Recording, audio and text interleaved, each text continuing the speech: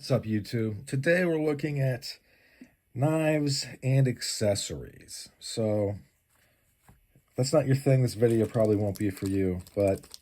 So these are the accessories I'm talking about. You can see that this is a kind of fancy thumb stud.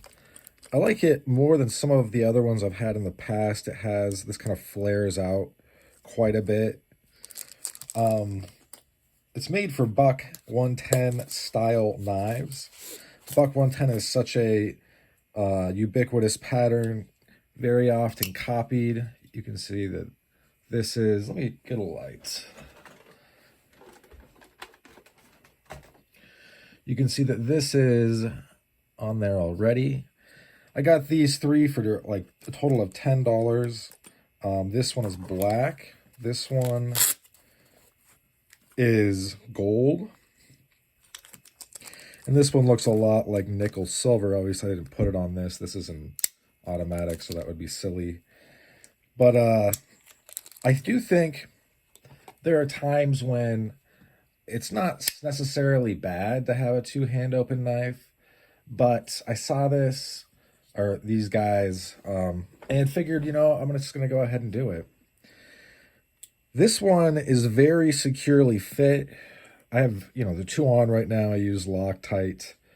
If Loctite doesn't work, say there's starts to back out, which I don't think it will, then I would put a little drop of super glue to immobilize it. So this one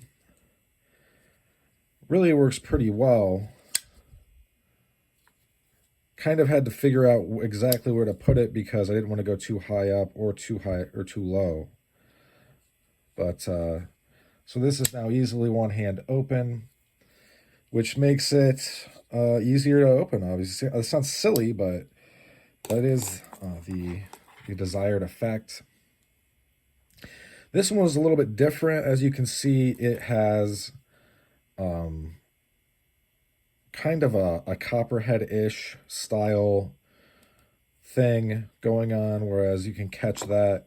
So I had to really mess around a little bit with this guy. But now this is also one hand open. You can see where there's like some kind of film. I'm not sure what that is. Probably the Loctite. This one's a little bit harder to work, but it's totally functional. And then obviously I didn't use this other one because this is an automatic. So yeah, I've had other 110s in the past. I didn't do this too. These guys are permanent additions to the collection. The Buck 110 I had in the past, I think, was S35VN. So sort of like this one, actually, but it was micarta instead of G10. And I think it was stainless steel or brass. It was a special edition. I like these thumb studs. They do add value to the knife and also, through added functionality. So say it's cold or whatever, I have this in a pocket. I can pull it out, deploy the blade, do what I have to do. It's two-hand close to close it.